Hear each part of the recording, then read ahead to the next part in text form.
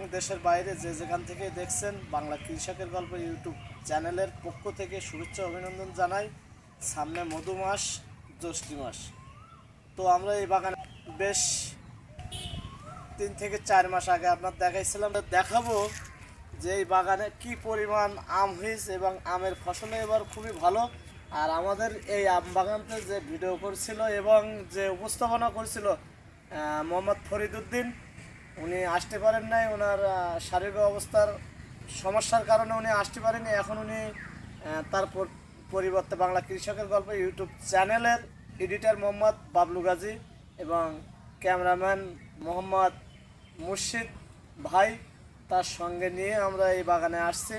তো প্রিয় দর্শক, আপনাদের ঘুরে ঘুরে এই বাগানের চিত্র দেখাবো। প্রত্যেকটা গাছে দেখেন কত সুন্দর আম দেখা যাচ্ছে এবং আম পুষ্ট হয়েছে। আম অনেক মোটা তাজাও দেখা যাচ্ছে, মোটামুটি খুবই সুন্দর।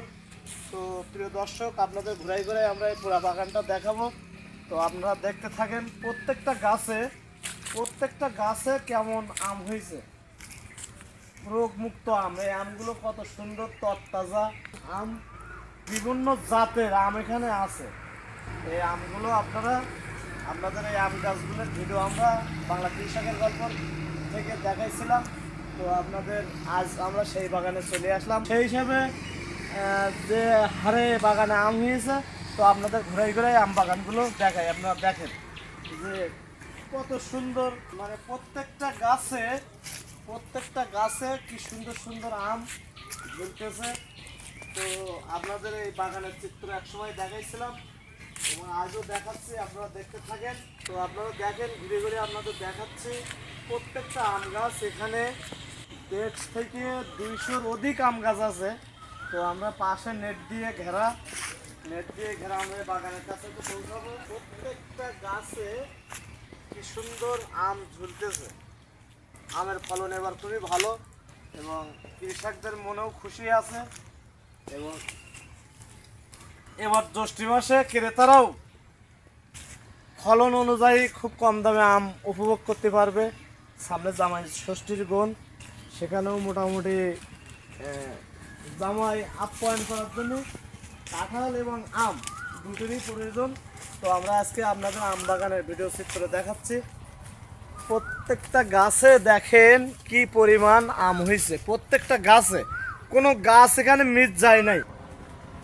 গাছে কিভাবে ফলন আসে সে ভিডিও চিত্র গাছের গোড়া থেকে আমাদের আগের ভিডিও আপনাদের দেখাইছি যে গাছকে পরিচর্যা করতে হলে গাছের গোড়া পরিষ্কার পরিচ্ছন্ন রেখে যে সময় এই আম চাষি ঠিক সেইভাবে সেই বাগান পরিচর্যা করে তার গাছে এখন দেখেন বড় বড় আম আসিছে। আর এই ভিডিও আমরা যখন দেখাইছিলাম তখন তার গাছে মোটামুটি মুকুল আইছিল, যেরকম একটা আমরা দেখাইছিলাম, এরকম একটা ভিডিও দেখাইছিলাম যে এরকম একটা মুকুল আসছিল। কৃষক ভাইয়ের কাছ থেকে তথ্য উপত্য নিয়ে সেজন্য নতুন বাগান তৈরি করতে পারে আমাদের দেশের জন্য খুবই ভালো।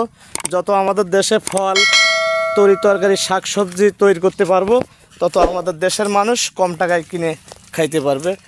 আমাদের চ্যানেলটি দেখার জন্য সবাইকে শুভেচ্ছা অভিনন্দন জানিয়ে আজকের মতন শেষ করছি।